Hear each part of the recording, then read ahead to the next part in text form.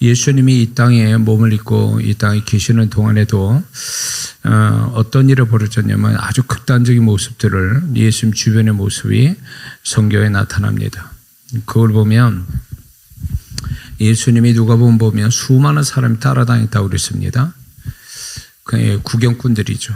호기심이 발동돼서 할 일은 없고 또 선지자가 나타났다 그러니까 기적 같은 거 나타낼까 하고 이제 구경 삼아 예수님을 찾아다녔던 구경꾼들이 있었습니다. 군중들이 있었습니다. 근데 반면에 성경의 소수의 사람들, 예수님의 실체를 경험한, 예수님을 만나서 기적을 경험한 사람들이 이야기가 나옵니다. 아주 이 두 그룹의 사람들이 예수님으로 인하여 나타난 두 그룹의 사람들인데, 한쪽은 예수님을 호기심 삼아서 할 일 없으니까 이제 예수님을 보러 오는 사람들이고, 한쪽은 예수님이 어떤 분인지를 이미 알고 목숨 걸고 그분 앞에 달려가서 기적을 경험한 사람들이거든요. 군중의 사람들은 예수님을 만나는데 어떤 대가가 없습니다. 대가를 치르고 예수님 만나는 게 아니라 그들은 예수님을 만나고 싶어 만나고, 그렇지 않으면 집에 있고 딴 일하고, 그러다 심심하면 예수님 만나러 구경하러 오고, 예수님에 대해서 그렇게 큰 비중을 두거나 그분에 대해서 뭔가 더 사모하는 마음이 있거나 그분을 통해서 뭔가 좀 해결받고 싶어하는 그런 마음은 전혀 없었다라는 거죠.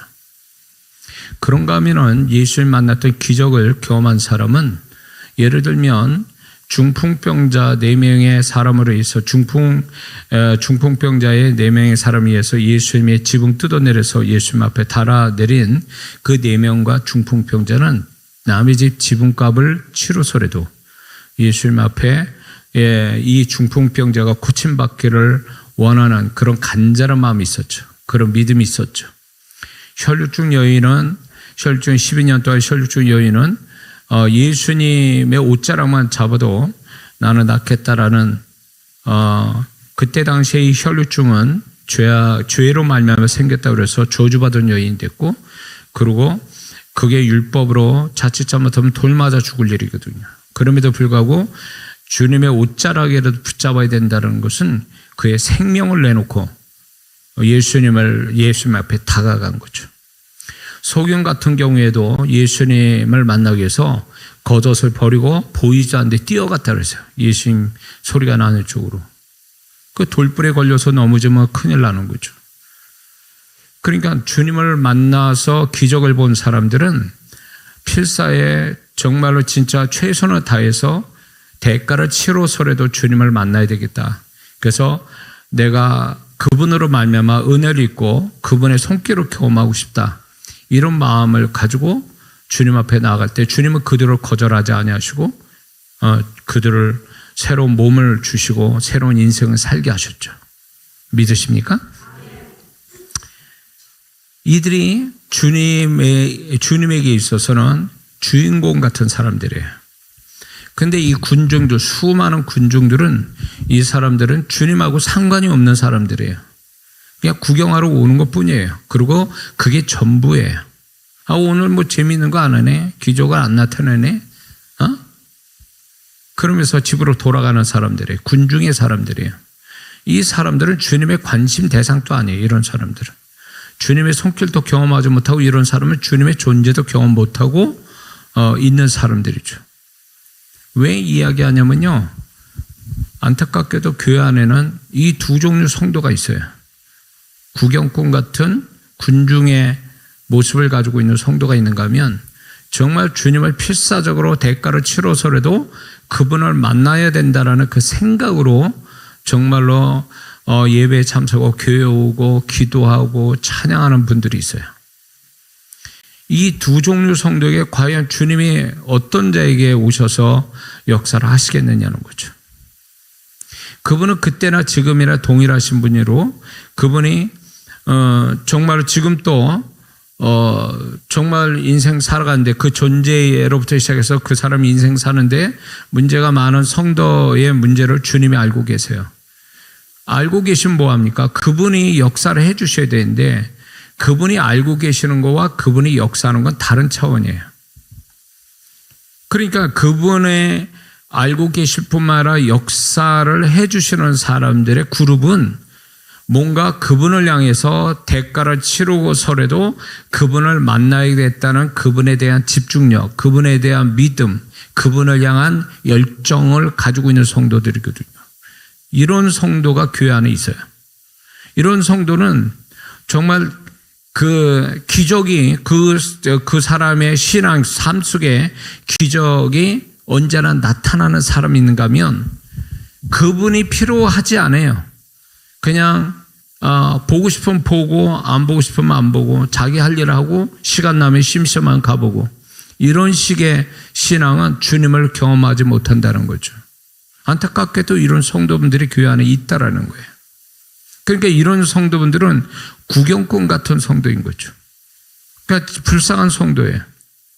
교회로 다니지만 주님을 경험 못합니다. 응?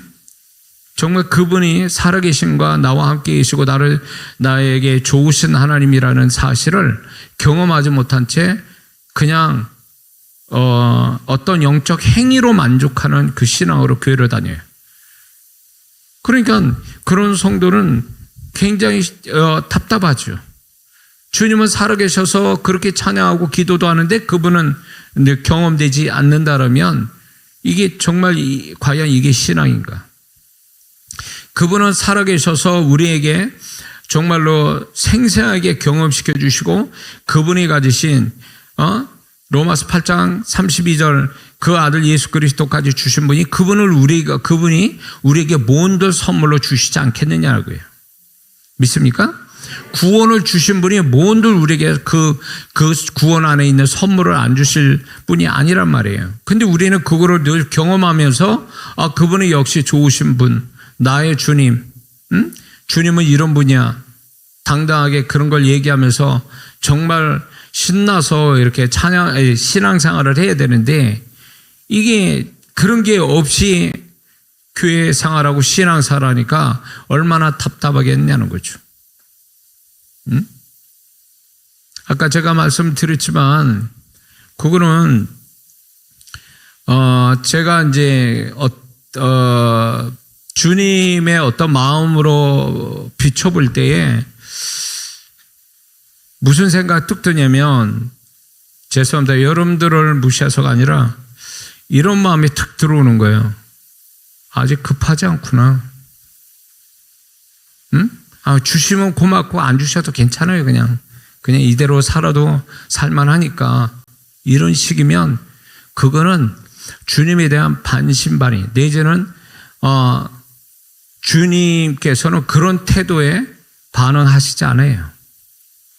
귀신 들린 아들을 데려왔을 때 할 수만 있거든 우리 아들을 고쳐주세요. 할 수 있거든 무슨 말이냐 믿는 자가 능치 못하면. 그러니까 그 아비가 나의 믿음 없는 걸 도와주소서 솔직하게 자기 고백을 하지 않습니까? 그리고 정말 그 아들에 대해서 정말 고쳐달라는 간절의 아비의 마음을 가질 때 그때 주님이 역사하셨거든요. 그러니까 저와 여러분들이 이거 아셔야 될 게 우리는 모든 게 주님을 상대해서 지금 신앙생활하는 거거든요. 그분 앞에서 그분을 향해서 그분 앞에서 하는 건데 이거를 아셔야 돼요. 우리도 모르게 내가 의도적이진 않은데 주님을 무시하는 태도로 가지고 있어요. 그러면 내가 언제 주님을 무시했습니까? 이렇게 말할 사람이 있을 거예요. 그건 뭔지 아세요? 주님이 우리와 함께 하시고 나와 함께 하셔서 그분이 나와 상대하시고 그분이 나와 소통하기를 원하시고 그분의 뜻을 알려주실 때 그 뜻에 내가 깨닫고 그 뜻에 순종하는 마음을 갖고 좀 그분과 동행하고 그분과 함께 살려고 하는 그분에 대한 존중한 마음을 가져야 되는데 아까 처음 이렇게 비유적으로 제가 속된 표현했는데 은혜 주시면 고맙고 안 주셔도 괜찮습니다. 이런 태도는 그분을 무시하는 태도라는 거죠. 기도할 때도 정말 이 기도에 주님이 받으셔서 내 기도에 그분이 정말 응답하신다라는 그 확신 가지고 기도해야 네가 나를 믿고 있구나. 이게 그분을 존중해 드리는 거거든요. 근데 그런 마음이 없어요. 그냥 혼자서 이제 습관적으로 기도를 해야 되니까 하기는 하는데 믿질 않아요. 말은 하지만 마음은 안 믿어요.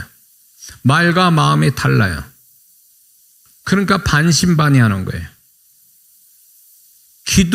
기도하는 내용이 중요한 게 아니라 기도하는 자세가 중요한 거거든. 마음의 태도가 중요한 거거든. 자신은 또 안 믿는 기도를 하고 있는 거예요. 그러나 안 믿는 기도를 하면서 주님이 믿어주실 거라고 하는 자기 착각 속에 그런 기도를 한다면 그건 주님을 무시하는 거예요. 다 알고 계신 주님 앞에. 그분 앞에 말을 할 때도 정말 그분은 마음을 담아서 마음을 담아서 말하는 걸 좋아하시고 그것이 그분을 존중하는 것인데 우리 한국 속담이라 우리끼리 아는 그 빈말이라는 말이 있잖아요. 빈말. 거짓말 같은 말이죠. 그런 거는. 그러니까 그냥 해본 소리예요. 지키지도 못할 말. 자기도 안 믿는 말. 이게 빈말이고 공허한 말인데 그분 앞에서 이런 식으로 얘기하는 사람들이 있어요. 마음 없는 말들을 하나 이렇게 막 내뱉어요. 자기의 삶을 자기의 삶을 두고 또 마음속 깊은 곳에서 진실한 마음으로 그분 앞에 고백해야 될 말들을 그냥 자기도 안 믿는 말, 좀 말해놓고 나중에는 잊어버리는, 주님 앞에 말해놓고도 자기가 잊어버리는 그런 아주 가벼운 말들을 주님 앞에 막 쏟아내요. 기도를 실컷 해놓고 내가 언제 그런 기도했는가? 그러면서 그 자기 기도도 잊어버리고 있는, 그걸 뭘 얘기하냐면 건방지게 문제가 아니라 그분을 얼마나 가볍게 여기고 그분을 얼마나 무시하면 자기가 말하는 것조차도, 주님 앞에 말하는 것조차도 기억 못하느냐는 거죠. 그러니까 여러분들도 아셔야 될 게 은연중에 내가 주님을 무시하고 사는 거예요. 응? 소위 우리 신앙생활에서 주님을 무시하는 태도가 뭔지 아세요? 마음 없이 하는 거예요. 응? 기술로 하는 거. 마음 없이 악기 다루고 마음 없이 목소리만 가지고 찬양하고, 그게 주님 무시하는 거예요. 왜 그런지 아세요? 우리는 길에는 빈말도 합니다. 저 사람 빈말하는구나. 언제 밥 한번 먹자고 그럴 때 그게 정말 밥 먹고 싶어서 얘기하는 거예요? 그냥 흘러가, 그냥 할 말 없으니까 하는 말, 지키지도 못할 말들을 하는 게 빈말이잖아요. 근데 하나님 앞에도, 주님 앞에도 그런 식으로 얘기를 해요. 지키지도 않은 말을 그냥 하는 거예요. 지키지도 않으면서 그냥 말을 함부로 내뱉어요. 그분 앞에. 그게 얼마나 그분을 불쾌하게 하는지 몰라요. 응? 그러니까 그런 식으로 얘기를 주님 앞에 기도하잖아요. 그 사람 기도 끝나면 주님의 불쾌함이 그 심령 속에 나타날 거예요. 뭔가 좀 공허하고, 뭔가 좀 찝찝하고, 뭔가 좀 석연치 않고, 뭔가 불쾌한 마음들이 든다면 그게 주님의 마음이에요. 주님의 마음이 그 마음 안에서 지금 드러내고 계시는 거예요, 지금. 본인은 모르지. 응? 왜 그런 태도들이 왜 주님을 불쾌하게 만드는 줄 아세요? 그게 주님 무시하는 태도인 줄을 여러분을 그걸 아셔야 되는 게, 왜 그러냐면 그분은 나를 대하실 때 나처럼 대하시진 않거든요. 그분은 굉장히 진실하고 진지하게 나를 존중해서, 내가 뭐라고 그분이 나를 존중해서 말 한마디 하시더라도 마음을 담아서 나한테 말씀하시고, 그분은 뭘 해도 진실하시고, 그분은 내가 아무것도 아닌데도 나를 존중해 주시는 그런 주님이시거든요. 그분은 항상 그렇게 하셨어요. 구원받을 때부터 시작해서. 근데 우리는 구원받고 그분을 귀히 여겨야 될 믿는 자들이 세상 사람으로부터 무시당하는 거야, 모독받는 거야, 모르니까 그렇다 쳐요. 그런데 예수 믿는 사람이 이런 식으로 주님을 상대해요. 그러니까 교회 나와서 신앙생활한다, 교회 생활하는데도 왜 주님의 존재가 풍성하게 안 나타나느냐, 내 마음과 예배 현장에 왜 안 나타나냐 할 때 주님을 존중하고 높여드려야 주님이 나타나는데 무시당하는 데서 무슨 주님이 나타나요? 응? 예배 시간에 졸고나 있고 딴 생각하고나 있고 마음은 없고 목소리만 있고 이런 식으로 했는데 그게 그분을 높이는 겁니까? 그분을 무시하는 거지? 그런 데서 무슨 그분으로부터 존중받기 원하고 그분이 뭐 충만하게 나타나게 바라냐 그 얘기예요. 우리는 신앙사를 정말 주님과 이렇게 그를 높여라 그러면 그가 너를 높이리라. 잠언서 말씀 있죠? 그를 품으라 그러면 그가 너를 영화롭게 하리라. 우리는 주님을 상대해서 이 예배를 여러분들이 단체적으로 예배드리지만 이 모든 예배는요 개별적으로 그분과 상대해서 그분이 그 예배를 개별적으로 받으신다는 거 아세요? 근데 우리는 단체로 예배를 드리니까 단체로 받는 줄 알았어 하나님이. 이게 얼마나 잘못된 생각인지 몰라요. 그러니까 자기가 예배의 주인공이라고 생각하지 않고 예배의 들러리나 구경꾼처럼 앉아 있는 거예요. 그러니까 구경꾼이 무슨 책임감이 있으며 구경꾼이 무슨 거기다 잔뜩 무슨 자기의 대가를 치를 마음이 있습니까? 그냥 와서 앉아 있는 것만으로 이제 그걸로 족하다 이렇게 생각하는 거죠. 그게 주님 무시하는 거예요. 주님을 무시한 사람이 주님의 은혜와 주님의 가까이 함께 하심이 정말 경험하냐고요. 우리는 이걸 알아야 돼요. 주님이 가지신 축복, 주님이 가지신 능력을 경험하는 사람이 돼서는 안 됩니다. 이게 무슨 말이냐? 주님의 능력이나 주님의 축복만을 구하니까 문제가 해결되거나 축복받으면 딴짓거리 하는 거예요. 그래서 주님의 능력이나 축복만을 구하니까 그러는 거예요. 주님의 존재를 구해야지. 주님의 존재를 경험하고 주님과의 인격적 관계를 좀 더 가까이서 세밀하게 풍성하게 경험하는 이 신앙이 돼야 이게 주님과 인격적인 정말로 그분이 연합된 정말 그분과 연합된 존재가 되고 그분의 생애를 살고 그분의 흔적을 남기는 삶이 될 텐데 그게 그분이 원하시는 거예요. 하나님 아버지가 우리를 구원하신 것은 예수 그리스도의 형상이 나타나고 예수 그리스도의 생애를 대신 사는 거. 그걸 바라시는데 그게 목적이란 말이에요. 그걸 위해서 문제 해결해 주시고 그걸 위해서 우리의 축복을 주시는 건데 우리는 그런 거에 그런 어떤 하나님의 의도 나를 문제 해결하고 축복하시는 그거에 궁극적인 목표, 궁극적인 어떤 목적을 성도들은 잊어버리는 거예요. 그 문제 해결되고 축복만 받으면 그게 정신 팔려가지고 거기에 정신을 잃어버리는 거죠. 그리고 축복받고 문제 해결되면 신앙생활 더 잘하느냐 그러면 그렇지도 않아요. 응? 축복받고 문제 해결되면 딴짓거려요. 예배도 설렁설렁 가끔가다 드리고 거기에다가 집중도 안 하고 이런 식이 되니까 주님이 보실 땐 배신감 느끼는 거죠. 주님에 대해서 점점 문제 해결되고 축복받으면 더 멀어져 가고 있어요. 하나님 편 인색하기에는 또 얼마나 인색하고 계산을 많이 합니까? 어려울 때는 잘하다가 뭔가 좀 더 나아지면 그거에 계산하고 있어요. 거꾸로 하고 있어요, 지금. 신앙생활을. 응? 그러니까 신앙의 하나하나가 다 그분과 상대해서 그분 앞에서 하는 건데 그분을 위하는 건데 그분이 보실 때 불쾌하게 하는 신앙생활 얼마나 많냐고요. 교회 와서 여러분들이 교회 와서 예배 드리면서 헌금 준비하고 헌금을 이렇게 드리고 이런 어느 한 그 순간만 그분이 보신다고 생각됩니까? 아니요. 그분은 이미 만약에 주일 예배 드리면 토요일부터 보고 계실걸요? 토요일날 뭐 하는지, 정말 주일을 지킬 만한 준비를 하고 오는 건지, 얘가 어떤 마음으로 정말 나한테 헌신하고 헌금 드리니 이런 거 다 보고 계시거든요. 다 알고 계시고 과정을 보신다, 과정을. 근데 우리는 과정은 엉망진창이고 결과만 딱 한때만 잘하면 되는 것처럼 생각하는 신앙 때문에 그분이 굉장히 불쾌하게 여기는 거예요. 응? 이 예물 드릴 때도 마찬가지예요. 제가 우리 성도들 얼마나 이 부분을 교육시키는지 몰라요. 그렇지 않는 분들도 있지만 예물 딱 보면 마음도 없어. 임자 없는 예물을 막 드려요. 형식으로 드리고 있어. 안 드리면 이상하니까. 직분자니까 헌금 드리거든요.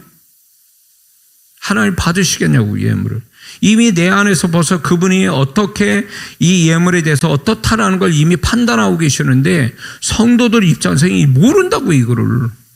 그분이 어떤 마음을 가진. 그러니까 주님의 마음이 읽혀져야 되는데 주님의 마음이 알아져야 그 마음을 쫓아서 하지 말아야 될 것과 그분을 기쁘시게 해서 어떤 내가 어떻게 되는지를 이걸 분별할 수 있는 능력이 생기는데 많은 성도분들이 주님과 상관없이 사는 거예요. 주님을 상대하지 않고 사니까 주님이 어떤 마음 가지고 계신지도 아예 감을 못 잡는 거예요. 아예 감을 못 잡는. 응? 어떤 예물은 이렇게 기도하면 감동이 와요. 액수는 상관없어요. 아, 이 사람이 그런 마음 가지고 드리는구나. 그 마음까지 와닿는다고요. 그리고 어떤 예물은 진짜 솔직히 말해서 불쾌한 예물도 있어요. 이 사람 왜 드렸지 이거? 주님 앞에 이거 이렇게 했다가 안 드린 것보다 못한 일이 날 텐데. 드린 게 다가 아니라는 거예요. 무슨 마음으로 드렸냐는 거예요. 예배 드린 게 다가 아니라요. 어떤 마음 예배 드렸냐, 어떤 마음 가지고. 그분 앞에서. 그러니까 우리는 구원을 1대1로 받았잖아요. 구원을. 믿습니까? 단체로 받은 게 아니잖아요. 1대1로 그분을 상대해서 예수님 영접했으면 그 내가 죽는 그 순간까지 죽어서 그분 앞에 설 때까지 다 1대1이에요.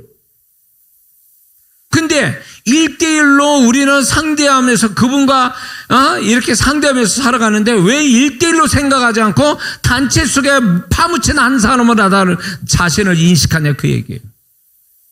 그러니까 마음대로 숨어서 뭐라 해도 되는 것처럼 생각해. 단체로 그렇게 다 하니까 그 속에서 나 하나쯤이야 딴 생각하고 대충 하는 거 그래도 주님은 다 받으신다고 생각하는 이거는 얼마나 참 신앙은 개인적인 거라고요. 지극히 개인적이라고. 그런데 많은 성도분들이 개인적인 주님과의 관계 속에서 그분을 정말로 세월이 갈수록 그분을 더 알아가는 성도가 되어야 되는데 이건 어떻게 된 게 주님을 가면 갈수록 더 몰라요. 성경 지식은 있는데 교회 생활은 익숙해져 있는데 신앙 기술은 느는데 정작 주님과의 관계는 이게 안 돼 있는 거죠. 신앙생활 5년짜리면 5년짜리 주님과 사귐이 있어야 되고 그 5년짜리만큼 주님과의 관계가 가까워져야 되는 거예요. 10년짜리면 더 가까워지고 더 그분을 알아야 되는 거예요. 이게 신앙생활 잘하는 사람이거든요. 근데 주님은 하나 얘기가 안 나요. 내가 예배드렸어, 기도했어, 언실했어. 주어가 자기예요. 주님이 어떻게 그걸 생각하는지, 내가 주님 앞에서 이게 잘하고 있는지 못하고 있는지, 주님은 어떻게 생각하는지, 이런 것들에 대한 주님이 우선이 되고 그분이 주어가 되는 게 아니라 내가 뭘 했다는 내가 주어가 돼서 신앙생활 한다면 이건 라우디게교인이라고 해요. 라우디게교인. 칭찬 받을 것 같습니까? 그분을 위해서, 그분을 향해서 그분 영광 받으시라고 하는 우리의 헌신들이 돼야 될 것을 내가 영광 받고 내가 그분 앞에서 사람들 앞에서 내가 영광 받고 있으면 그게 신앙이 제대로 된 거냐고.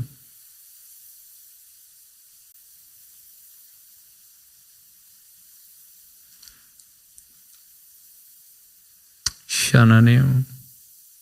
어제부터 설교가 전혀 엄청 많이 준비한 설교는 못하고 있네, 지금.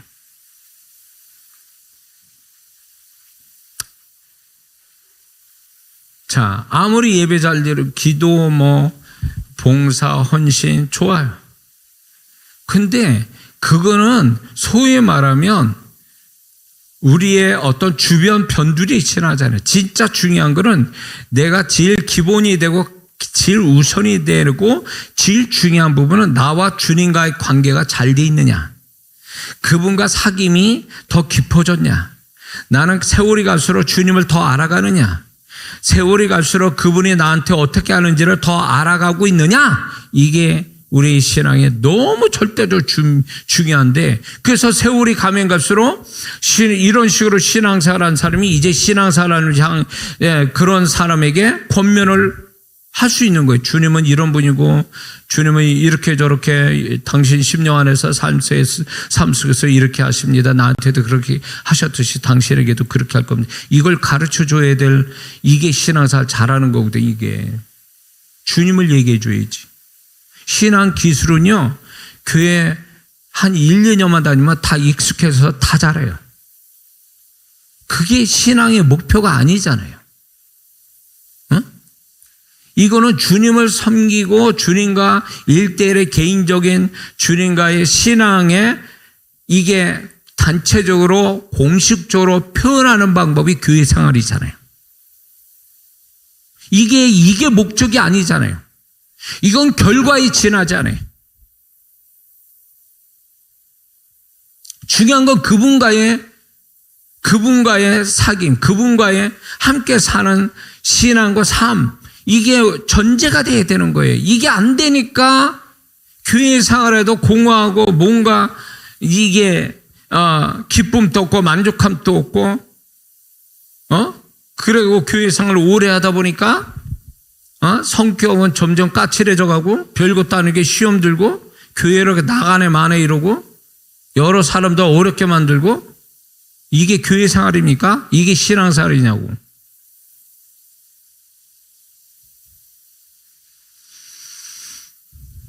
주님이 얼마나 안타까워 탄식하시겠느냐고요. 응? 다윗이 훌륭한, 그 신앙이 훌륭한 것이 시편에도 나와 있지만 그의 생애 속의 삶을 상하로 보면은 뭐가 두드러져 나 있냐면, 다윗이 어떤 일이든 간에 그 하나님께 뭐든지 묻고 시작했다는 거예요. 모르면. 하나님, 제가 이거 어떻게 할까요? 전쟁 중에서도 적을 끝까지 쫓아가서 죽일까요? 여기서 멈출까요? 이렇게 얘기하거든요. 이게 얼마나 하나님께 친밀하면, 그 하나님을 얼마나 가까이 같이 사는 사람이 됐으면 이런 말을 할까요? 몰라서 어리석어서 다윗이 그랬을까요? 아니요. 다윗은 이 모든 게 주님과 함께 되고 그분이 주권자요, 그분이 나의 결정권자라는 걸 그런 식으로 표현하고 있는 거예요. 그 하나님 어떻게 할까요? 가서 죽여라 그러면 가겠습니다. 여기서 이 스톱해라 그러면 예, 그러겠습니다. 이런 거예요. 순종할 마음을 딱 가지고 대기해서 그분의 뜻을 묻고 그분의 뜻대로 순종하려고 마음을 딱 잡고 있는 이 다윗의 모습이 왜 그걸 기록해놔서 우리가 보게 될까요? 이게 다윗이 하나님이 그렇게 존귀하게 여기는 하나의 단면이거든요.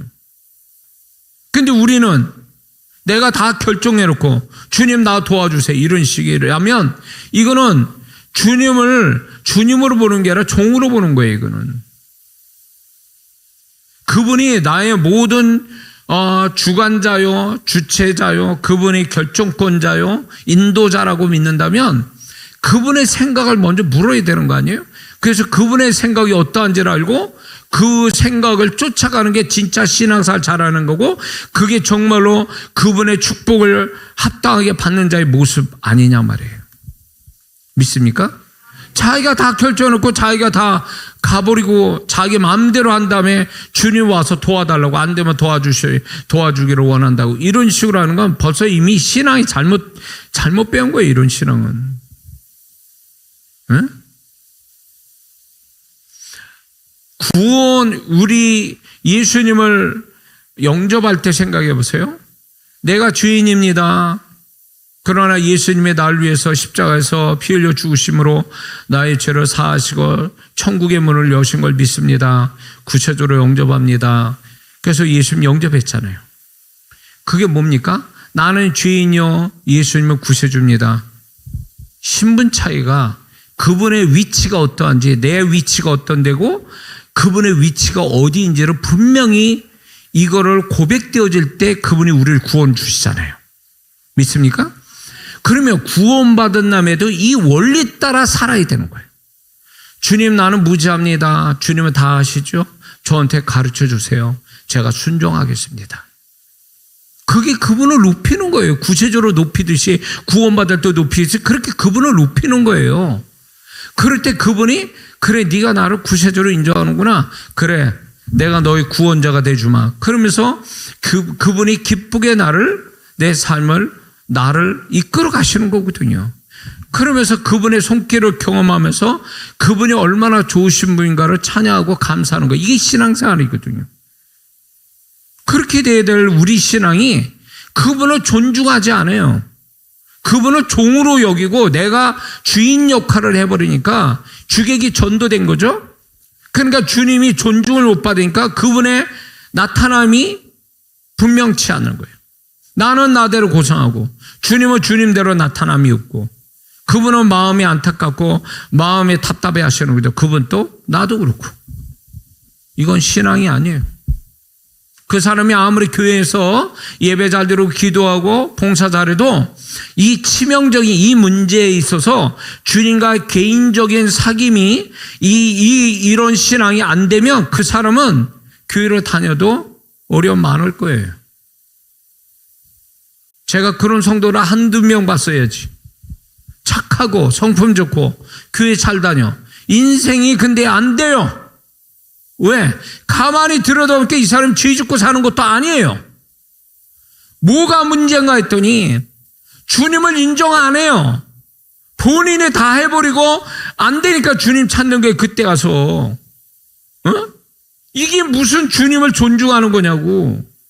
주님은 아니라는데 자기는 기라고 그러고 주님이 이쪽 가는데 자기는 저쪽 가고 있고 그러냐면 그 인생이 잘 될 수 있습니까?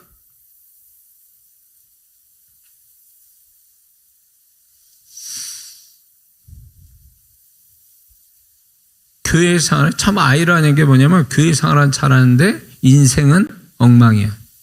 이런 사람 많습니다. 그러니까 교회를 다닌다는 게 재미가 없는 거예요. 왜? 교회를 다녀서 뭔가 더 자기 인생이 나아질 줄 알았더니 다 안 좋아져. 그러면서 무슨 생각이 나냐면 교회 다녀보다 별거 아니네? 그런데 직분은 받았지? 안 나갈 수는 없지? 형식상 한 번만 나가고 나는 신앙생활 다 했다. 이런 식으로 사는 거예요. 이게 맞느냐고, 이게. 여기는 이 교회는 그러지 않을 거라고 믿습니다. 그러지 않을 거예요. 근데 이런 성도를 봤기 때문에 제가 말씀드리는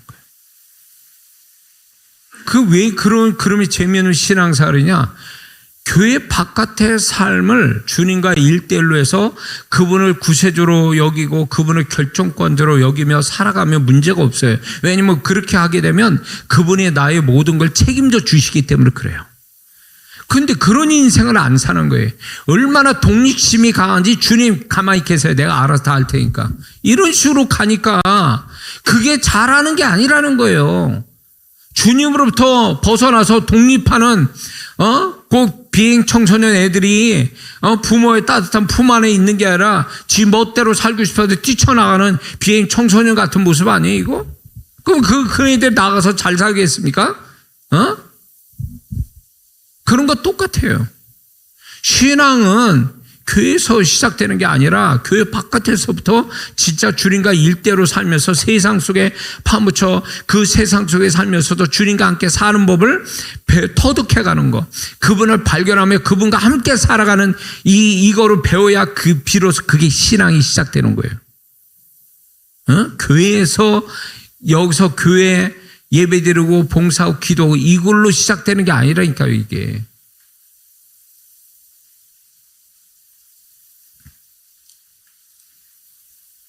주님을 실감나게 경험하면서 살아가는 삶, 그 신앙. 세상 바깥에 살 때는 그 삶 속에서 주님이 내 삶에 어떻게 계신지를 발견하고, 교회 와서는 내가 예배드리고 기도하고 찬양할 때마다 그분이 나를 만나주시고 음성 들려주시고 그분의 마음을 부어주시고 그걸로 또 다른 주님을 또 경험하고, 여기는 여기대로 그분을 주님 경험하고 삶에서는 삶 속에서 그분을 경험하고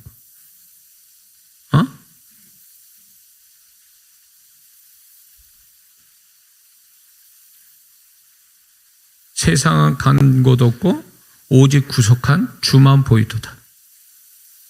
그런 거예요. 살아보니까 내 주변에 내가 인생 살았는데 내가 관계된 사람들, 상황들 다 그거를 겪고 살아가지만 그걸 살아가면서 그게 중요한 게 아니라 살아가면서 세월 지나서 뒤돌아보니까 그분과 함께 산 것만 기억이 나는 거지. 그분과 함께 살아온 거. 응? 이런 사람이 천국 가면 주님과 할 얘기가 많을 거라는 거죠. 주님과 같이 천국에서 주님 제가 그때 어느 때 주님이 이렇게 저렇게 하셨죠. 그럴 때 그래 내가 네 옆에서 그런 말 했고 내가 너를 도와주려고 이렇게 저렇게 했지. 이게 탁탁 대화가 맞아떨어지는 거예요. 그걸 저는 상상하거든요. 어? 지나고 보면 다 잊어져요. 사람도 사건도 내 살아가는 슬픈 일을 기쁜 일도 언젠가는 다 잊어져요.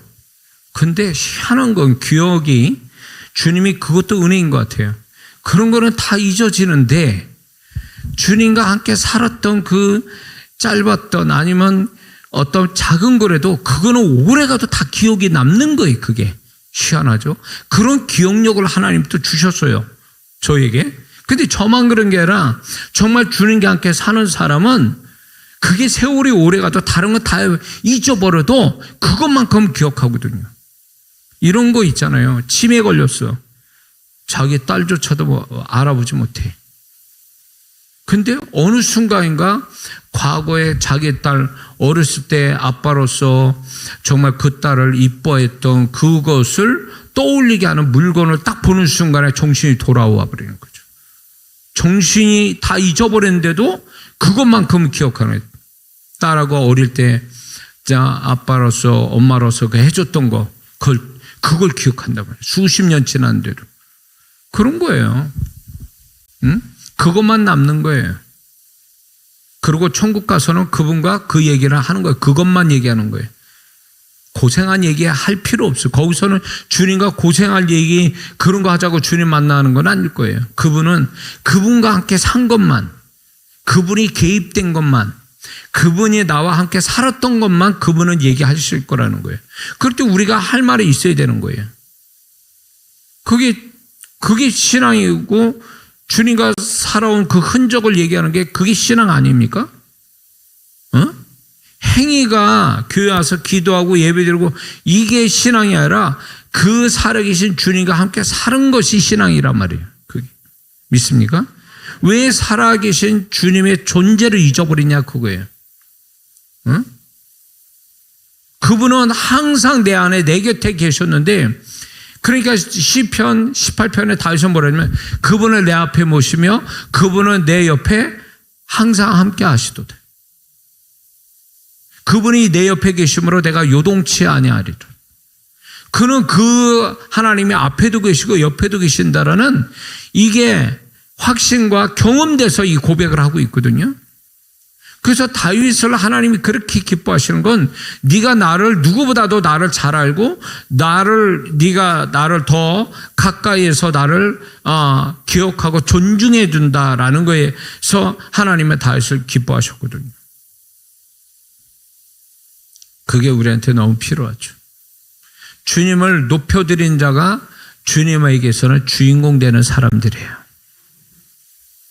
그래서 여러분들이 주님 만나는 현장, 교회, 주님 만나는 어떤 영적 행위, 예배, 기도, 찬양 이거 할 때 내가 그분 앞에 눈에 띄는 주인공이 돼야 돼요. 들러리가 아니라 구경꾼이 아니라 그분 앞에 주인공이 돼야 돼요. 그래서 내가 그분의 주목받는 자, 주목을 받고 그분의 손길이 누구보다도 풍성이 있는 자. 그분이 그렇게 되기를 원하시는데 우리는 자꾸 그분을 존중히 여기지 않고 그냥 너무 무시해버리는 태도. 주님 만나는 현장에 왔고 주님 만나는 영적 행위를 하고 있는데도 주님과 상관없는 태도로 있는 거. 마음 없어, 딴 생각해, 졸고 있어. 그거 다 주님 무시하는 거 아니에요? 주님 안 만나려고 작정한 거 아니냐고 그게.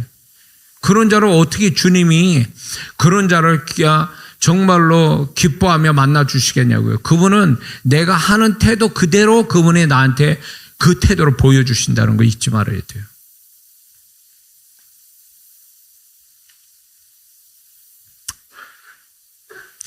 좀 이해가 되십니까?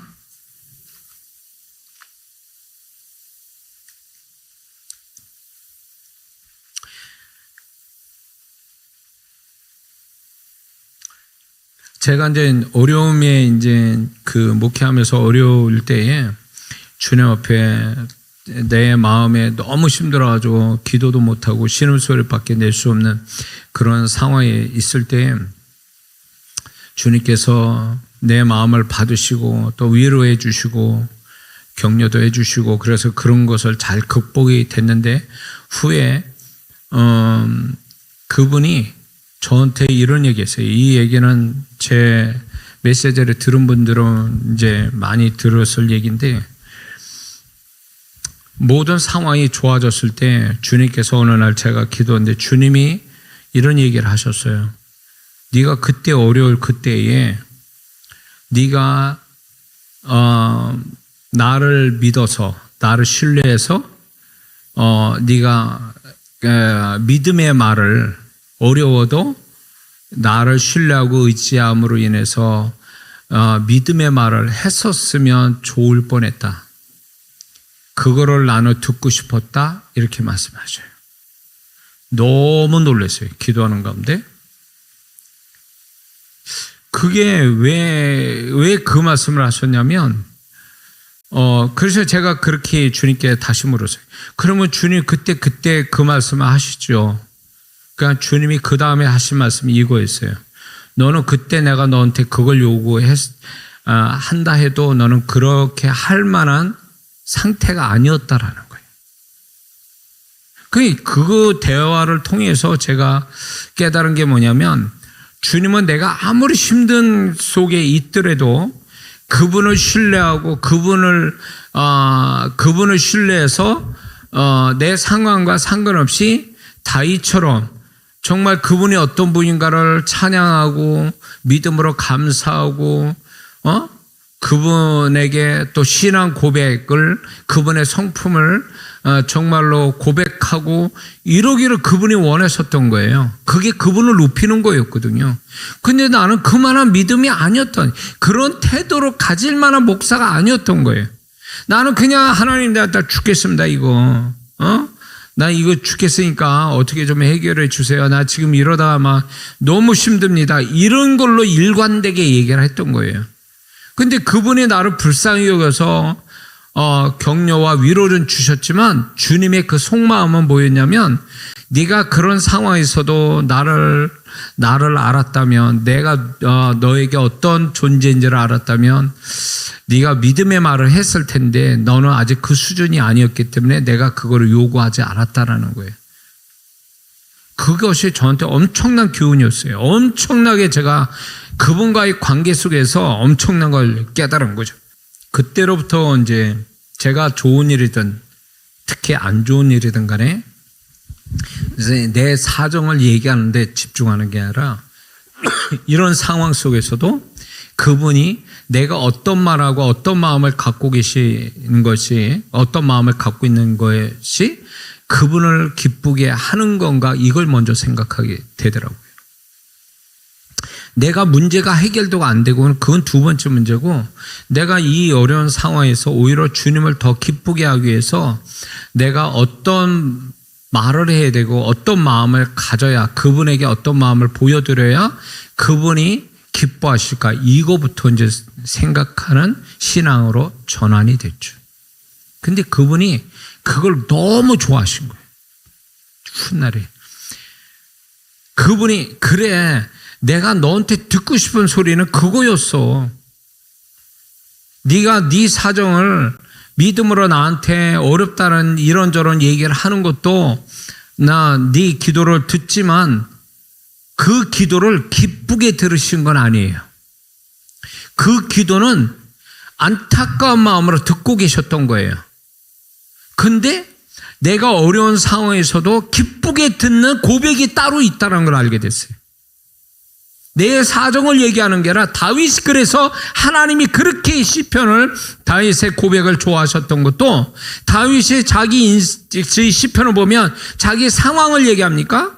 그런 것도 있겠죠. 그러나 다윗은 그거보다도 오히려 그 하나님을 신뢰하는 마음에서 그는 그 하나님의 마음을 읽은 자처럼 하나님이 기뻐할 고백과 그 마음을 그분 앞에 드렸다는 게 중요한 거예요. 왜 우리는 그런 신앙까지 안 되죠? 우리는 그냥 하소연하고 눈물 흘리고 막 불쌍하게 보여서 하나님의 은혜와 축복을 받는데 거기에만 집중하지. 물론 그분이 그거를 잘못됐다 무시하는 게 아니라 왜 너는 그런 상황에서 왜 나를 기쁘게 하지 못하지? 왜 네 입장만 자꾸 나한테 알리려고 그러지? 왜 이런 거에 대해서 내가 너를 통해서 어떻게 내가 너를 어떤 모습에 기뻐하는지 너는 생각해 봤냐는 거예요. 생각해 봤냐는 거예요. 주님은 그걸 가르쳐 주신 거죠. 우리는 신앙의 기본은 말씀이에요. 하나님의 말씀을 항상 기억하고 그 말씀대로 그 말씀 믿어줘서 그 말씀대로 순종하는 것. 이건 큰 인생의 울타리와 같다라고 한다면 그 울타리 안에서 움직여지는 모든 것들은 그분과 함께 살아가는 법을 배워야 되는 거예요. 살아계신 그분, 나의 모든 것에 동고동락하시는 그분과 모든 걸 상의하고 그분의 뜻에 따라가는 이게 신앙의 참 모습인데 이런 게 안 되면 내 인생은 그만큼 고달파지는 거예요. 그러니까 우리에게 쓸데없는 고난, 쓸데없는 손해 이런 것들은 하나님이 물론 허락하셔서 그분이 허락된 일도 있지만 허락돼도 그분이 책임져 주시거든요. 근데 우리에게 쓸데없는 고난과 괴로움과 이런 것들이 대부분 자기가 만든 거예요. 하나님 뜻과 상관없이.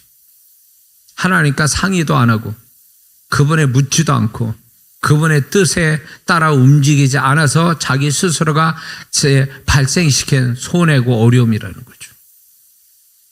누가 그렇게 살라라고 누가 그랬어요? 제가 많은 성도분들을 이야기 듣고 문제 이야기 듣고 기도해 주는 가운데 보면은 이런 성도분들이 많아요. 주님이 언제 그렇게 하라고 그랬냐 이거예요. 주님이 언제 그 길로 가라고 그랬냐 이거예요. 주님이 언제 그렇게 선택하라고 얘기하신 적 있었냐 그 얘기예요. 근데 그렇게 질문하잖아요. 대답 못해요. 왜? 처음부터 주님과 함께 한 게 아니니까. 내가 결정 다 해놓고 시작한 거니까. 그러니까 이 중에 문제가 생기는 게 뭐냐면 자기가 선택해서 가버린 그것에 주님이 보증 안 합니다. 보증 안 하세요. 책임 안 지십니다. 두 번째는 그분을 자기 마음대로 결정하고 내달리는 거에 대해서 주님이 무시당한 거예요. 주님이 무시를 당하고 그분이 나로 인해서 낮아짐을 당했으면은 그분과의 관계가 가까워질 수가 없어요. 멀어져. 그분과 관계가 멀어지면 그분에 대한 감각이 멀어져서 못 느껴. 그분은 못 느낀다.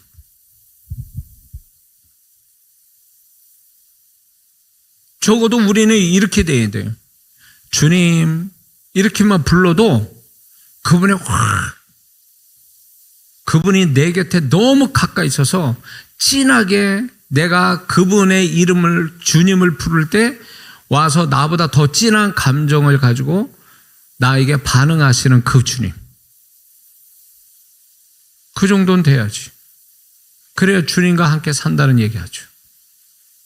괜히 주님이라고 부르면 공허하고 주님은 저 하늘에 계신 것 같고 나하고 상관없이 저 멀리 계신 것 같고 그거는 어쩌면 그분의 느낌이 정답인지도 몰라요. 왜? 자기가 주님과 거리를 멀게 만들어 놨으니까. 주님이 그렇게 만든 게 아니에요. 어떤 사람 주님 왜 저한테 멀리 떨어져 계십니까? 이거는 잘못된 표현이에요. 왜냐하면 그 주님은 항상 거기 계셨어요. 근데 내가 멀리 떨어져 나온 거지. 내 마음대로 움직여가지고. 내가 정말 주님과 가까이 하기 위해서 그분과 정말로 이렇게 딱 연합되기까지 정말 그분에 따라서 움직여 산다면 그분이 더 가까워져서 그분이 내 옆에 살 맞대고 있는 사람보다 훨씬 더 그분을 더 잘 알 수 있는 사람 되거든요.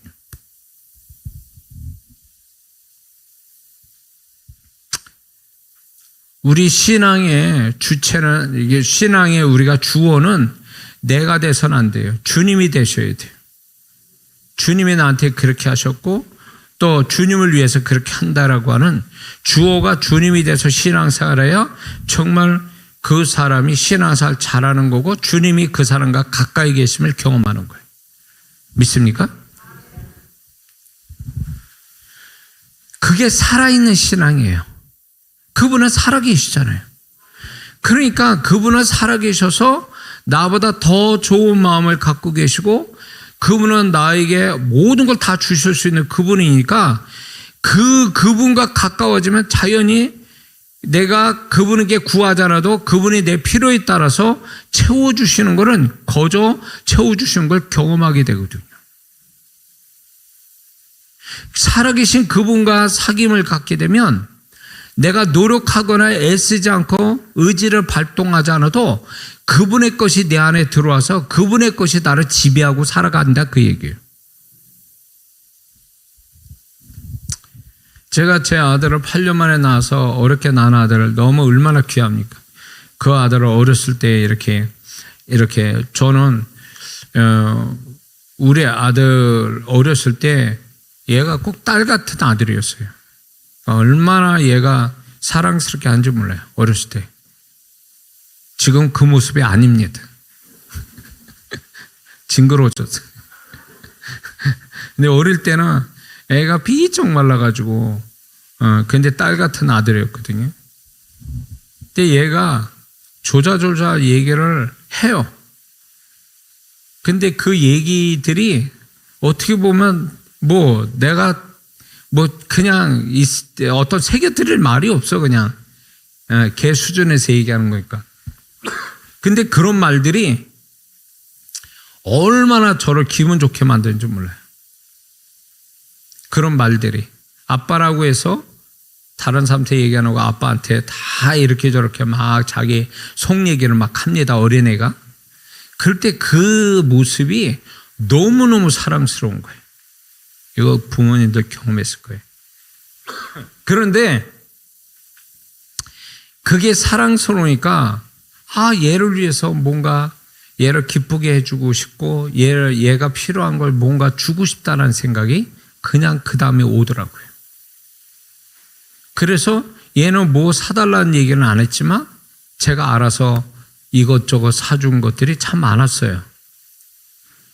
그거를 보면서 주님이 나를 보실 때 그런 마음이 아니셨을까? 주님은 나를 다 알고 계세요. 근데 내 사정을 다 듣는 것보다도 그분 앞에서 그분을 기쁘시게 하기 위해서 그분이 원하는 말을 다 이렇게 내뱉는 그 모습이 주님이 얼마나 그 모습을 기뻐하실까를 생각해 본 거예요. 제가 아들 입장이 돼서. 그래야 주님과 좀 이렇게 살아계신 주님, 언젠가는 눈으로 목격하실 그 주님. 사실 이거는 제 체험이니까, 영적 체험이니까 그냥 흘겨 들으셔도 돼요. 이건 제 진짜 체험이니까. 제가 집회 임재가 너무 강하게 집회가 막 이렇게 되고 있었는데 주님이 저 영안을 열어서 보게 하신 거예요. 주님이 그 현장에 계신 거를. 그분을 진짜 본 거예요. 제가. 눈을 감아도 보이고 눈을 떠도 보이고 너무너무 신기했어요. 처음에는 이게 좋은 게 아니라 충격이었어요. 저한테. 근데 그분의 키가 그렇게 크진 않아요. 저보다 큰 것 같은데 근데 그분의 머리는 금빛인데 얼굴은 광채가 나서 얼굴이 안 보이셔요. 근데 머리의 길이가 금빛으로 그것만 이렇게 그것만 잠깐 보이고 그 옷이 그 부드러움과 밝기가 엄청 밝더라고요. 부드럽게 그졌고 그 옷이 끌리실 정도로 그래서 그분의 발에 보이는 거, 발만 살짝 그러면서 다니시는 거예요. 다니시면서 안수를 하세요. 어떤 성도는. 저는 그걸 보고 놀랐어요. 그분을 얼굴을 못 봤거든요. 저는 언젠간 천국 가면 보겠죠. 주님을 실제로 저는 그 2번 봤어요. 그분이 그런 모습으로 영광스럽게 2-3사람 내 이름 모인 곳, 내 이름을 부른 곳에 내가 그들 중에 있는다 말씀하신 그 말씀이 진짜 경험됐고, 또 한 번은 그분이 십자가에서 달리시는 그 장면을 제가 성찬식 때 영안 열어서 환상이 열려서 주님의 죽으신 현장을 직접 이렇게 목격을 했거든요. 완전히 상반된 주님을 보게 됐어요. 어쩌면 제가 주님을 얘기하는 게 2 사건 때문에 더 그럴 수도 있어요. 주님이 이렇게 성찬식 하는 주일날 영안이 열려가지고 주님을, 그게 저한테는 긴 시간인데 순간적인, 또 딱 보니까 눈을 떠서 보니까 순간적인 시간이었어요. 그래서 이렇게 눈을 감고 기도하는데 그 열린 거예요. 그 환상이. 근데 주님이 내 앞에 바로 요렇게 계신 거예요. 근데 그분이 이렇게 피가 머리부터 흐르시는데, 여러분들이 그 패션 오브 크라이스트 그 영화를 보면 그분이 피로 범벅된 얼굴에 보이잖아요. 제가 본 거는 그거보다 더했어요. 더 흉했다고요. 왜 그러냐면 그분이 머리에서 가시면에서 피가 나는데 계속 흘러요. 샘솟도 피가 나면서 흐르면서 그 피가 머리로부터 적셔가지고 얼굴을 적시고 온몸으로 이게 피가 번지면서 이제 제가 공중에 떠서 그분을 같이 보고 있는 거거든요. 근데 저도 밑을 봤어요. 근데 그 밑에는 뭐가 있었냐면 자갈밭이에요. 저는 아직 이스라엘 안 가봤거든요. 근데 주님이 달리신 거기에는 밑에가 자갈밭이었어요. 자갈밭에 이 나무가 박힌 거거든요. 근데 자갈밭인데 그분의 발을 피를 적셔서 나무에 그 피가 흘러서 땅바닥에 피가 고였는데 시뻘건 피가 아니에요. 검붉은 피예요. 저는 이거 실제로 봤다고 저는 확신하거든요. 천국 가면 그거 물어보고 싶은 게 그거였어요. 많은데 그 중에 하나가 이거예요. 검붉은 피가 십자가 그 나무 주변에 검붉게 말랐어요. 피가 오래 서 계시고 또 십자가 달리시고. 근데 이렇게 그분을 이렇게 보고 있는 거예요. 그분을 보고 있는데 사람 형체가 아니에요. 얼굴부터 발까지 다 피로 덮였어요. 그거는 뭘 얘기하냐면 우리의 인류의 죄인된 우리를 그 피로 덮으시기 위해서 그런 모습을 가지실 수밖에 없다는 걸 알게 된 거죠. 그런데 그분이 아무 소리 안 들리는데요. 그분의 숨소리가 들리는 거예요. 숨소리가 어떻게 들리냐면 이렇게 팔에 이렇게 매달리셨잖아요. 그러면 호흡을 하셔야 되잖아요. 숨이 있으니까. 그러면 이게 횡격막을 올려야 되거든요. 이렇게. 올려야 숨을 쉬잖아요. 그러니까 횡격막 이렇게 올리는 숨소리가 들려요. 거친 숨소리. 거친 숨소리 들리면서 또 호흡을 이제 이렇게 숨을 내쉬잖아요. 그러면서 이렇게 하면 또 이렇게 순간적으로 호흡을 이렇게 딱 이렇게 내쉬면 그게 또 충격이 오는 거예요, 몸에. 충격이 오는데 그분이 숨을 쉬는데 가래 끓는 소리가 나는 거예요. 가래. 그러면서 호흡을 그렇게 어렵게 하시는 거예요. 그런데 아무 소리가 없는데 들려요, 소리가. 그분의 소리가, 그분의 음성이 들려요. 아무 얘기도 안 하시는데 나한테 소리가 없는 데서 소리가 들리는 게 내가 왜 이 고통 받는 줄 아느냐. 그러면서 뭐라 하냐면 너의 죄 때문이다. 그리고 내가 너를 사랑하기 때문에 내가 이 고통을 받는다. 지금은 이렇게 담담하게 얘기하지만 너무너무 충격일 거예요. 너무너무 제가 얼마나 울었는지 몰라요. 그렇구나. 주님이 나를 위해서 이렇게 하셨구나. 이렇게 고통을 받으시고 나 하나 살리시자고 그분이 정말 이렇게 고통받으면서 죽어가고 계시는구나. 내가 그렇게 죽어야 될 사람인데 주님이 대신 그렇게 죽으시는구나. 근데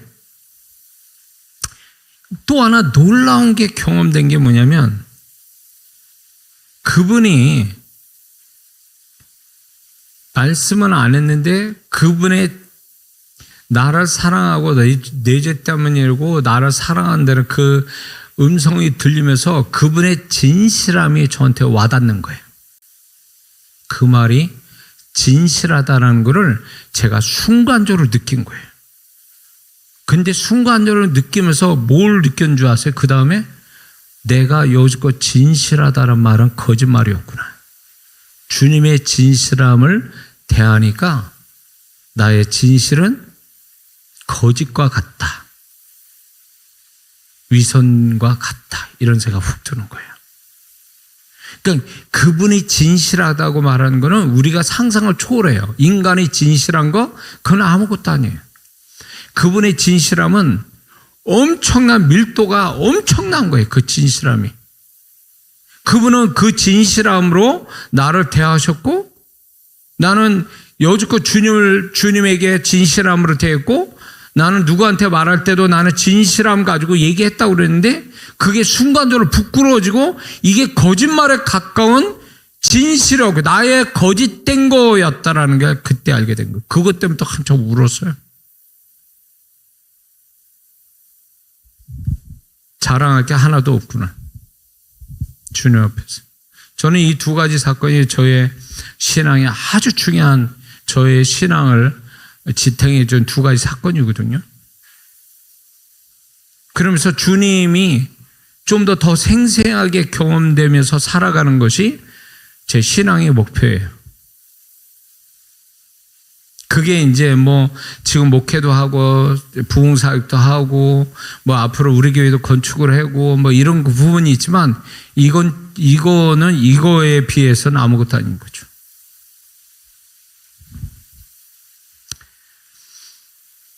주님은 그걸 얘기하시는 거예요. 나하고 같이 살자. 너는 나하고 같이 살자. 이게 무슨 말이겠어요? 우리가 언제 안 살았습니까? 그분이 내 안에 계시고 내 곁에 계시는데 그건 같이 사신 거잖아요. 근데 왜 그 말을 하실까요?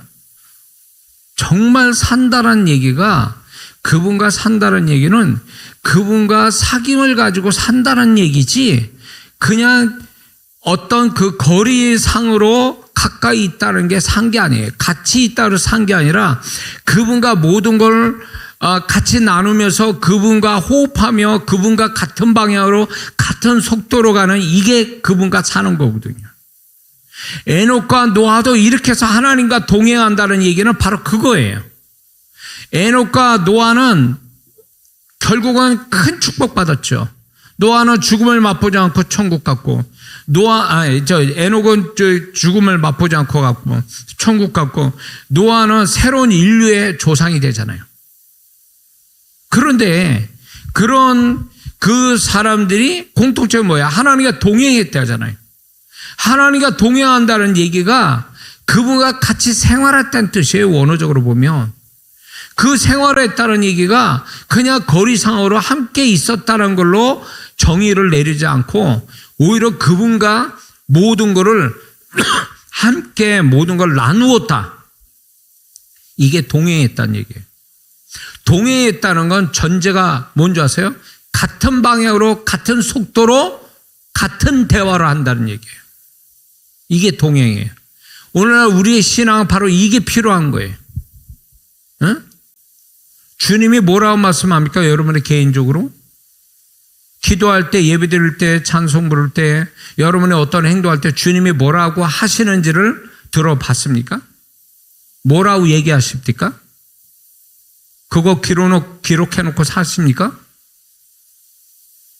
주님은 여러분들 아셔야 될 게 천국 가서 그분 만나서 그때 판단 받는 게 아니에요.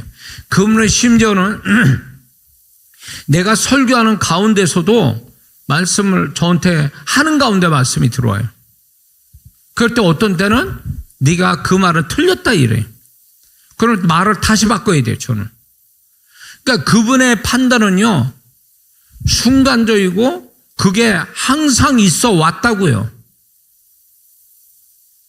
그래서 그분의 판단에 저는 점검받고 그걸로 인해서 그분과 맞춰지는, 그분이 인정하는 거기에 맞춰가려고 지금까지 몸부림치며 사는 거죠. 그러면 저만 그러겠습니까? 아니요. 여러분도 같은 주님이 계시잖아요. 믿습니까? 그 주님이 여러분에게 판단하고 계신다는 거 아세요? 그분이 멀쩡하게 이렇게 쳐다보면서 뭐 하나 구경만 하고 계시다가 아무 얘기 안 하시다가 뭐 가버리시든가 이러시는 분 같습니까? 그분은 하나하나에 다 판단하고 계세요. 계시록 7교회에 책망과 칭찬을 같이 하셨잖아요. 그리고 이기는 자에게 상 주신다 약속까지 주셨잖아요. 그게 뭐예요? 책망과 칭찬을 주시는데 뭉퉁머리로 말씀하지 않았잖아요. 그 교회의 사정에 맞게 자세하게 책망하고 자세히 칭찬하고 있었잖아요. 그거는 곧 우리를 얘기하는 건데 그분의 책망과 그분의 칭찬은요, 다양하고 각 사람마다 다 틀리게 그분이 말씀한다는 거예요. 그걸 들어봤냐 그거예요. 그분의 판단과 그분의 판단을, 칭찬과 책망은 그분의 판단을 들어봤냐는 거예요. 그걸 들어야 내가 그분의 사람이 되는 거예요. 정신 나간 성도가 되는 게 아니란 말이에요. 주님과 그분이 보실 때 너 잘했어, 칭찬받아, 이게 정상적인 신앙 가진 사람 아닙니까? 책망만 들은 라우디게아 교인들은 불합격의 그분에게 정신 나간 성도로 인정받는 거예요. 책망만 듣는데 무슨 그게 인정받은 성도라냐고. 아니잖아요. 근데 우리는 나 교회 다녀. 그걸로 그게 다 주님의 칭찬거리인 줄 아십니까? 그들도 교회 생활 했다고. 7교회 성도들도요, 교회 생활 다 한 사람들이에요. 그러니까 칭찬도 있었겠지. 근데 라우디게아 교인들은 칭찬조차 없어. 그러면 그 교회 성도들은 교회 생활 안 한 거예요? 했어요. 그러나 그분이 인정 안 한다 그 얘기지. 이게 비극이에요. 다른 게 비극이 아니라. 주님을 위해서 산다는데 주님으로부터 인정 못 받는 거. 이건 비극이에요. 근데 이게 오늘날 이런 성도가 있다라는 거예요. 목사의 눈으로 볼 때. 저 뭐 왜 저러고 있지? 주님이 벌써 내 안에서 쟤는 지금 왜 저러고 있냐? 정신 나가게. 정신 나간 거라는 거예요. 응? 내가 인정도 안 한 신앙을 혼자서 난리치고 있다라는 거예요. 뭐예요 그게? 누구를 위한 신앙이에요? 자기 만족을 위한 거예요? 주님을 위한 게 아니고 주님께 칭찬받자고 하는 게 아니라 그거 주님이 인정도 안 하고 주님 볼 때 무의미하고 주님과 관계도 없고 주님의 책망이나 받는 그 신앙은 신앙이 아니에요 이제는. 근데 오늘날 이렇게 신앙생활하는 사람이 있으니까 주님이 저 같은 목사를 통해서 얘기하시는 거 아니에요? 제가 왜 이 얘기하냐면 주님부터 판단받는 게 많아요. 그러니까 옳고 그름, 그분이 잘한다 못한다를 분명히 말씀하시거든요. 그렇게 해서 제가 그분의 판단을 봐서 교정하고 이렇게 하다 보니까 뭐가 오냐면 성도들이 보이는 거예요. 뭘 주님 앞에서 뭘 하고 있는지, 이게 주님께 인정받고 의미가 있게 하는지, 아니면 쓸데없이 주님 또 인정 안 하고 내가 도무지 너를 모르겠다라고 하는 그 신앙에 내달리고 있는지를 보인다 그거예요. 그러기 위해서 주님이 저한테 이걸 가르친 거죠. 저의 신앙은.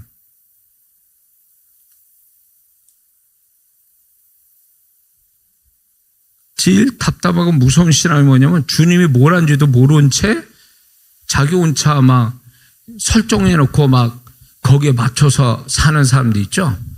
이 사람들이 제일 무서운 사람이에요. 위험한 성도예요. 응? 심지어는 목사 앞에서 저 앞에서 얘기를 한참 하십니다. 이분이 한참 하는데 보니까 전혀 초점이 안 맞아. 주님하고 상관없는 얘기에 그렇게 열중해서 얘기를 하고 있더라고요, 저한테. 근데 그거를 듣는데 막 속에서 짜증이 올라오는 거예요. 그러면서 쓸데없는 말을 계속 많이 하고 있다는 생각 막 드는 거예요. 의미 없는 말을 너무 많이 하는 거예요. 주님과 상관없는 얘기를 막 하고 있는 거예요. 근데 그분은 그것도 모른 채 얘기를 막 하는 거예요, 목사 앞에서. 얼마나 불쌍한지 몰라요, 그 영혼이. 자기는 진지하게 얘기하지만 주님이 볼 때는 넌 쓸데없는 짓 하는 거 지금. 의미도 없는 얘기하고 있어, 지금 나한테, 내 앞에서. 주님이 기도할 때도요, 기도 이렇게 제가 할 때, 너 그 기도 그렇게 하는 게 아니라 이렇게 해. 이렇게 말씀하거든요. 이런 식으로 기도해야 돼. 그런 기도 하는 거 아니야. 그러니까 제가 기도를 할 때 처음에 기도를 정해놓고 이제 하잖아요. 그러면 처음에는 내가 모르니까 내가 정한 대로 내용을 가지고 기도하는데 기도를 하다 보면 성령께서 기도를 수정시켜요. 야, 그건 주님이 원하는 기도가 아니야. 이런 기도를 해야 돼. 하면서 기도가 수정이 되는 거예요. 그래서 수정돼서 기도를 쭉 하다 보면 어느새 처음하고 다른 기도를 하고 있는 거야, 내가. 근데 그 기도가 하나님이 원하는 100%의 기도를 하고 있는 거예요, 그게 수정돼서. 그분이 그렇게 가르친다니까요. 근데 여러분들 어떻게 기도하십니까? 정말 이게 주님으로부터 수정된 기도를 하면서 그분에게 100% 그분이 정말로 인정하실 만한 기도 내용을 가지고 기도하십니까? 오늘날 많은 성도분들이 제가 목사의 눈으로 볼 때 멘토가 없어요. 영적인 멘토가. 자기를 정말 지도해주고 바른 길을 가게 해주는 지혜롭고 분별력이 있는 멘토가 없어요. 그러다 보니까 성도분들이 방황해. 다 그런가 한데 큰 교회 다니는 분들이 늘 가보면 딴 사람이 있고 낯선 사람이 있고 이러니까 교회 생활에 이제 적응도 못하고 교회 깊숙이 들어가지도 못하고 그러니까 방황해요. 그런 성도들이. 그러니까 멘토가 없으니까 어떻게 되냐? 방황하고 자기 마음대로 설정해놓고 살아가요. 근데 목사의 눈으로 볼 때는 아닌 거거든. 그렇게 살면 안 되는 거거든. 근데도 이 사람은 잘하고 있는지 못하고 있는지조차도 모르고 사는 거예요. 교회를 다니면서도. 근데 더 심각한 건 뭐냐면 주님과 사귐이 없다라는 거예요. 이런 성도는요. 제가 물어봐요. 그런 문제 가지고 얘기할 때 주님은 뭐라고 말씀합니까? 라고 물어보거든요. 그러면 이분이 대답을 못해요. 왜? 이런 걸 생각해 본 적이 없거든. 주님은 목사님이나 알고 있고 기도 많이 하는 사람 알지 자기가 뭘 알겠냐 이런 식이에요. 그게 정답입니까? 그게 올바른 생각이냐고? 아니에요. 이걸 신앙을 처음부터 잘못 배운 거예요. 주님과 함께 구원받은 다음에 주님과 함께 사는 법을 배웠어야 되는데 이걸 못 배우고 맨날 하라 하지 말라는 것만 배우고 이러다 보니까 신앙을 정말 가져야 할 기본을 못 갖고 가야 할 방향을 잃어버린 거지. 그러니까 자기는 예수 믿고 구원받아서 뭔가 좀 신앙생활 좀 뭐 이렇게 될 줄 알았던데 지나 보니까 별거 아닌 거예요. 교회에 좀 적응해서 익숙해져 보니까 이게 전문가? 교회 생활이? 신앙이 이게 전문가? 이렇게 생각해. 이건 뭐냐? 못 배운 거예요. 주님과 함께 사는 그 신앙의 길을 걷지 않아서 그런 거예요. 응? 그리고 오늘날 성도분들이 멘토를 구할 만큼 겸손하지 않아요. 교만하다는 거예요. 누가 뭐라고 하잖아요. 목사님이 또 한마디 하려고 그러면 벌써 싫어해요. 내가 다 알아서 합니다. 나도 생각이 있어요. 이런 거예요. 그러니까 목사가 정말 그 영혼을 위해서 이제 뭐라고 얘기하면 벌써 그렇게 생각하고 기분 나빠요. 그러니 그런 영혼한테 뭘 가르치냐고 뭘. 에? 저도요. 저희 교회 성도분들도 정말 목사가 주는 주의 음성을 잘 듣고 잘하는 성도들도 많아요. 근데 간혹 가다가 내가 얘기하면 저 친구 저기 제대로 안 들을 것 같은데? 라는 그런 성도도 있어요. 그럼 얘기 안 합니다. 얘기해 줘봤자 그게 주님의 음성으로 안 들으니까. 그리고 얘기해 줘도 자기가 정한 대로 갈 거니까 얘기 안 해줘요. 여기는 그런 성도 없을 거라고 저 믿습니다. 그러면 안 돼요. 그렇게 되면 안 돼요. 왜 한 교회 한 목자의 그 목자의 음성에 맞는 양을 하나님 왜 보내주실까요? 주님이 그 목자의 음성을 통해서 주의 음성을 듣고 가르침 받으라고 멘토를 주셨는데 교만해가지고 자기가 다 할 수 있는 것처럼 한 다음에 교회가 왜 필요하고 목사가 왜 필요합니까? 자기 혼자 다 하지. 자, 설교도 없는 얘기 지금 하고 있습니다. 근데 정말 저도 수많은 교회를 다녀서 집회를 했지만 이렇게 계획된 준비된 설교를 하는 교회도 있지만 전혀 그렇지 않게 이거보다 더 시급한 이야기를 주님이 그 다음 말이 무슨 말이 나올지도 모른 채 말을 시키는 경우가 있어요. 말을 하게 만드신 경우가 있어요. 이 교회가 지금 그런 것 같아요. 지금. 응? 아까 뜨겁게 기도하자니까 얼마나 좋아요. 그냥 뜨겁게 기도하자고 그러니까 거기서 성령의 역사가 임하고 막 하늘이 열리고, 여러분들 하늘이 열리는 현장을 봤는지 모르겠지만 열려서 정말 진짜 그분의 임재가 빛으로 오고 이렇게 역사가 불러오고 이렇게 오는 모습들이 실제로 있어요. 실제로.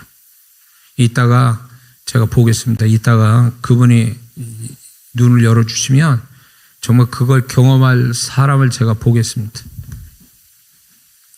그러니까 우리가 너무 보는 눈 가지고 이걸 다 판단하고 이게 전부인 거라고 생각하는 이 생각이 얼마나 우리를 위험한 신앙으로, 위험한 성도가 되게 하는지 몰라요. 보이지 않는 게 있단 말이에요.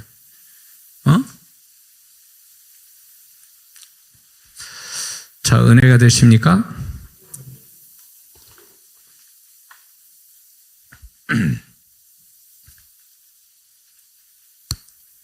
이 교회는 어떤 것보다도 주님을 다시 되찾아야 돼요. 주님을 다시 만나야 돼요. 주님을 새롭게 만나야 돼요. 주님을 가까이에서 만나야 돼요. 그 주님이 가까이에서 경험이 되면 사람이 달라지는 건 순식간이에요. 내가 달라지려고 해서 달라지는 게 아니에요. 그분이 와닿으면 내가 원하지 않아도 모세가 하나님과 신에서 40주를 할 때 그분의 영광의 빛이 그냥 자기도 모르게 막 그 얼굴에 임했듯이 그분과 가까이 있으면 내가 원하든 원치 않든 그분의 것이 묻어오거든요. 그걸로 막 내가 아닌 사람으로 막 살아갈 수 있단 말이에요. 그분은 불과 같아요. 왜? 저는 이렇게 봐요. 불과 같아서 가까이 있으면 된단 말이에요. 그 불의 능력으로 화상이 입잖아요. 똑같아요. 그분을 가까이 하면 할수록 나는 사라지고 그분의 것이 자꾸 나를 지배하는, 나를 이렇게 지배하고 통치하려고 하시는 그분의 은혜가 내게 있단 말이에요. 그게 얼마나, 그게 천국을 맛보는 거예요. 그게 실제로 천국을 맛보는 거라고요.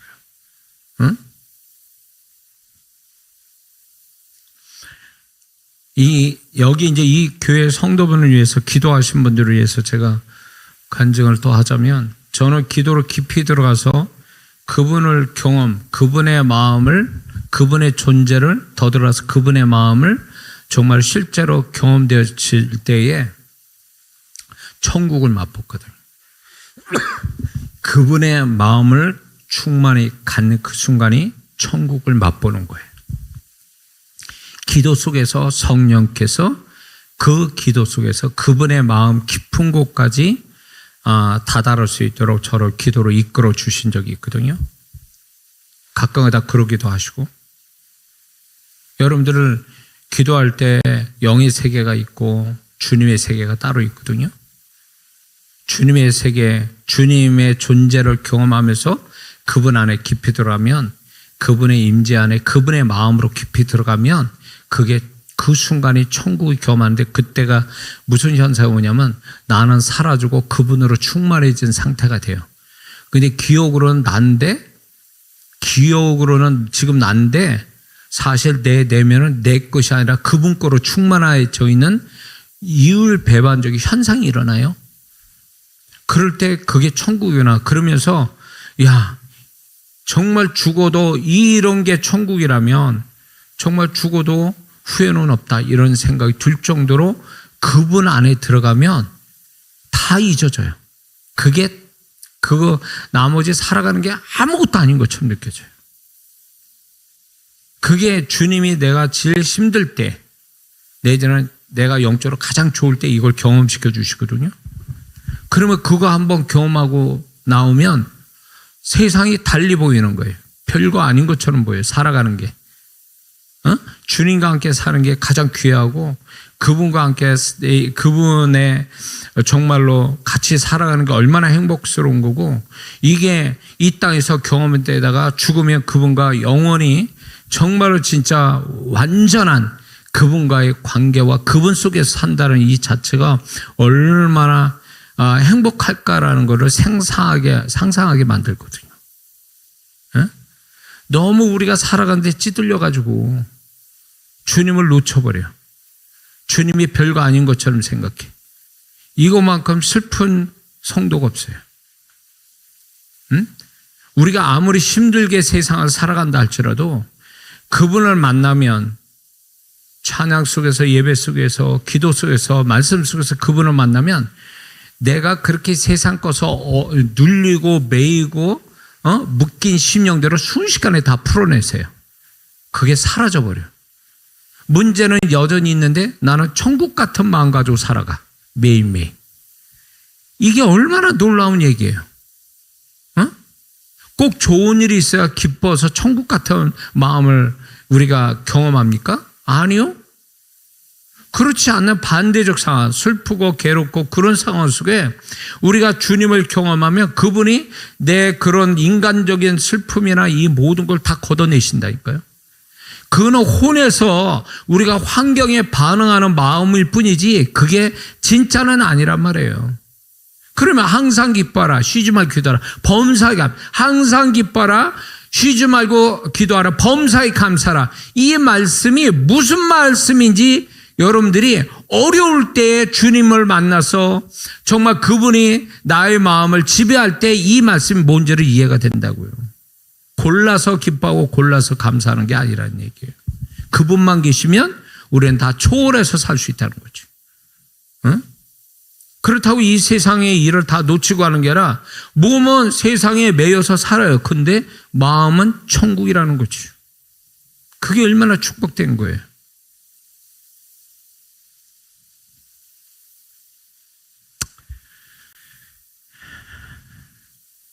제가 무슨 얘기하는지 이해가 되십니까? 네.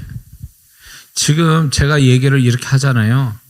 근데 여러분들이, 제가 어제도 말씀드렸지만 뭐 여러분도 들으라고 좋은 얘기, 뭐랄까 그런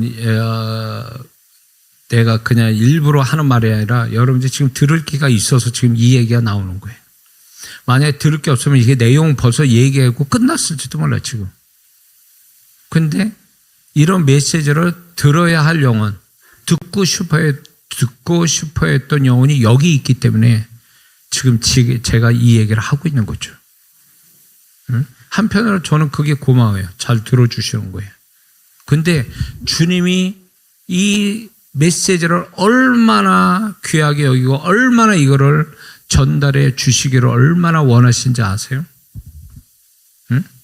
제가 이런 설교를요 23년간 하고 있습니다. 지금 제가 집회로 횟수로 따지면 2000회 정도는 됩니다. 그런데도 그 설교 속에 주님은 이 설교를 빠뜨리고 그대로 하게 하세요.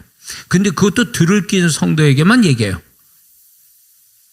그러니까 주님이 이거를 얼마나 귀해, 이런 부분을 주님과 사귐을 가지고 살아야 된다는 이 신앙을 얼마나 이 마지막 세대 때에 정말 진짜 세상이 악으로 가득 차고 영적으로 어두운 이 세대에 이걸 뚫고 빗대고 주님과 동행하는 삶은 이거밖에 없다니까요. 주님과 함께 사는 거. 응?